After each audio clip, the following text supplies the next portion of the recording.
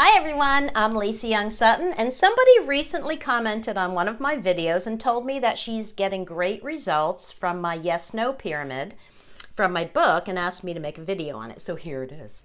Now first I'll show you in my book on page, in the hard copy, it is page, well, the pyramid section starts on page 290. You know, I haven't made a video in my office in the morning in a long time, and the sun has me completely blinded. I can't even see the screen. Oh, I think I have it good. Okay. Yeah, so I have a whole pyramid section. I have the cause and effect pyramid, pre-selected significator, and the yes-no pyramid. This is the one she was talking about, and it's the shortest one. It's only 6 cards, so that's what I'll demonstrate here. But I'm going to change the yes-no to a progression, so it's more like the cause and effect pyramid. Okay, so I have this mess here because lately I've been in a mood to just swoosh cards, and swooshing is where you just make this big mess and you pull the cards that you're drawn to out, and that's what I've been in the mood for lately, so that's what I'm doing. So I'll show you the deck I'm using first. I have to keep standing up because I can't see. The sun is so delightful though, and the birds are right outside singing. Okay, this is the Prince Lenormand Oracle. This is Ethany Dawn's deck. And let's see, tarotreadersacademy.com is where you can get it.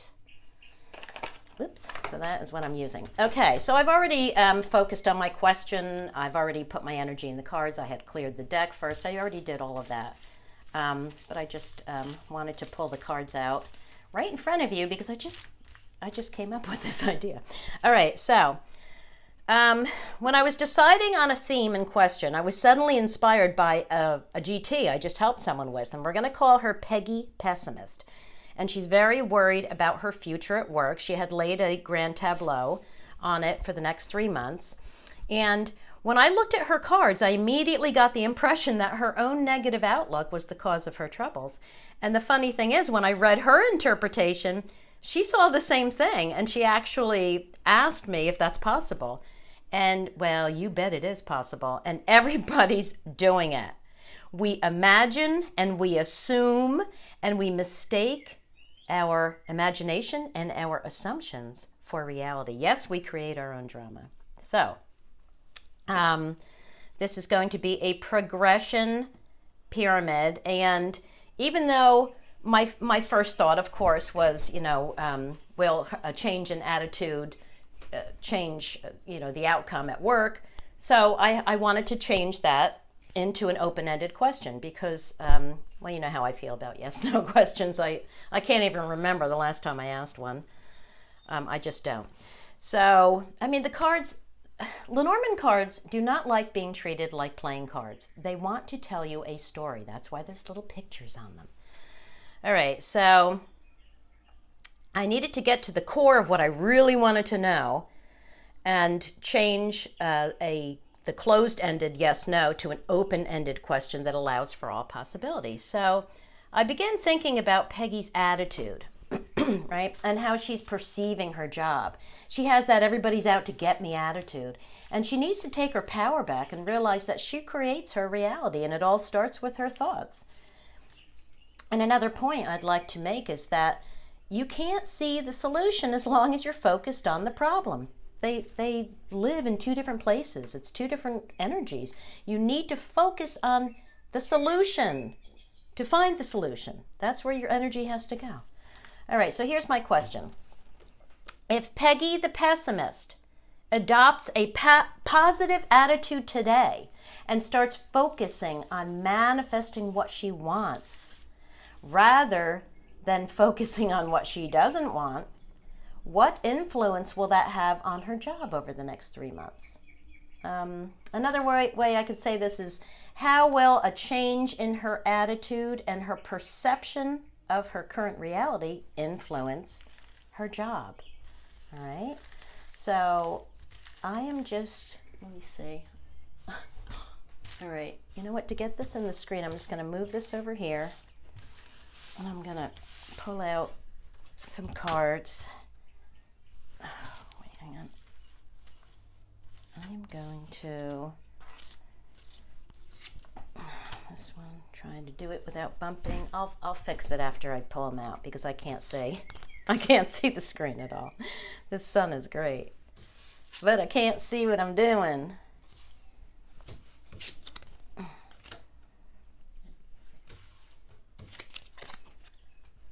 Okay, so some of them might be upside down. Hang on, let me fix them in the screen here.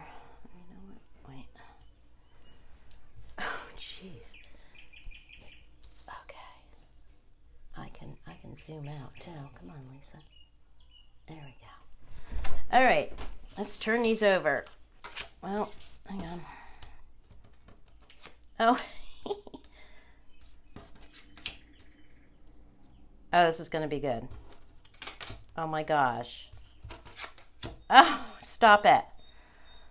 Look, I got goosebumps. I always do. I always get chills. I get total chills when I use my cards. Oh man, it's that spirit speaking through the cards, you know, that just, oh man, nothing like it. Nothing like it.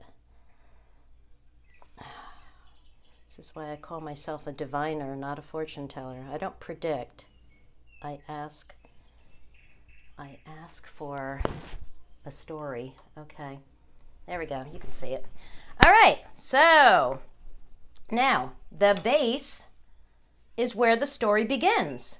And here you can see right from the start what's forming. The next tier shows the progression or the effects of what's happening in this bottom row, right? Now the summit card is where the energy is heading.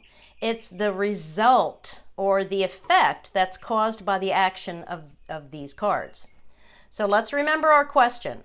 If she adopts a positive attitude and starts to look for positive aspects of her job, how will things progress for her over the next 3 months? And what's the first card we got? I'm talking about her changing the way she communicates to herself, the way she communicates to the universe, her thoughts, right? Okay, the letter is to officially communicate something, right? It's like put it in writing. The letter is the formal or thoughtful imparting or exchange of information. So what type of information will she be imparting or exchanging? We could say harmonious and optimistic. What will this communication lead to? Peace and satisfaction, energy and confidence, right? So we can read it two ways. Okay, this is where it's getting good, because this was one of the main cards she had around her in her GT. I mean, she had the whip, she had the mice, she had the cross, she had the mountain. Those were her very near cards. And very near, she had the book. She had. I mean, it was just, you know. Anyway, okay. Here we go. If she starts doing this, look what happens to this. Oh, there's the key. Oh my gosh. Okay. So the key will release her from her challenges. It will open the door to overcome her obstacles, right? I want to point something out about the key here. Remember always that card order and proximity take precedence over directional cues. But I want to point something out about the directional cue of this card. The traditional cue states that the key says yes to the card to the left, right? To the card it follows, because we read left to right, right? And that confuses some people because they want to see this as, well, yes, she'll have delays and obstacles and challenges. No. You have to understand what the key means. The key always releases or finds solutions for or says yes to what sits before it. Which one will depend on the context. No matter what, the key is a very positive card that brings assurance and certainty and success. It tells you that you hold the key, but it's up to you to use it. It's not like the clover that you might just be lucky enough to stumble upon. You had nothing to do with that clover growing, right? The key is different. The key requires you to use it, all right? But it tells you, if it shows up, it's telling you you have it, right? So that goes back to this. If she does this, then she holds the key. Now the Rider is the Summit card, and it's saying that she's now free to receive new energy. Okay, the Rider is exciting, it's energetic, it's new, it brings updates, right? It indicates mobility, right? So I want you to think of something, and I show this in my book as well. I have, right, don't I? Wait, hang on. Come here, book. Oh, yeah. Yeah, see, I also have the inverted. Can you see this? Yeah, I also have the inverted pyramid because for some people, this will mess with your brain reading from bottom to top because you're always reading in tableaus. You're always reading left to right and top to bottom for the most part. I shouldn't say always. You know, generally that's the way you're going. So you could turn this whole thing around. If you don't like to read your pyramids like that, just always lay them inverted. In which case and I don't mean after the fact, I mean you set your intention beforehand to lay it this way, and then you lay the cards out in this order. You lay them from top to bottom. So, you know, it's the same thing. I would read this the same way. Okay. But I keep my pyramids as pyramids because I like the shape. I like that. Oh, wow, that sun is so bright. I love it. It's been so cloudy lately that I'm just basking in the sunshine. Okay, so I think that's it. Yeah, so there you go. Thanks for watching, my friends, and have a great day, and go play with your cards. Bye, everybody.